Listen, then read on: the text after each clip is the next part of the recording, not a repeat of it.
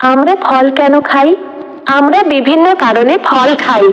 এর মধ্যে কিছু উল্লেখযোগ্য কারণ হলো পুষ্টি। ফল বিভিন্ন ধরনের পুষ্টি উপাদানে ভরপুর, যেমন ভিটামিন, খনিজ, ফাইবার এবং অ্যান্টিঅক্সিডেন্ট।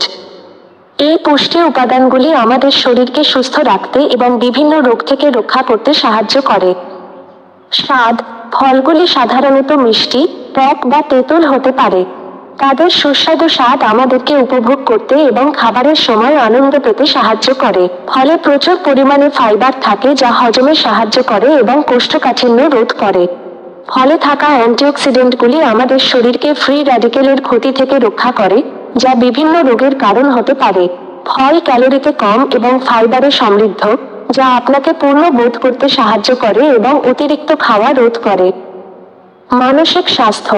কিছু গবেষণায় দেখা গেছে যে ফল খাওয়ার সাথে উন্নত মানসিক স্বাস্থ্যের মধ্যে সম্পর্ক রয়েছে। ফলের উৎপাদন পরিবেশের জন্য উপকারী হতে পারে। উদাহরণস্বরূপ, কিছু ফল গাছ মাটির ক্ষয় রোধে সাহায্য করে।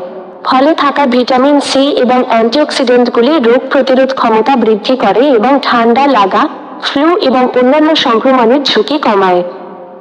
ফলে থাকা পটাশিয়াম রক্তচাপ নিয়ন্ত্রণে সাহায্য করে এবং হৃদরোগের ঝুঁকি কমায়। ফলে থাকা অ্যান্টিঅক্সিডেন্টগুলি ক্যান্সার কোষের বৃদ্ধি রোধে সাহায্য করে।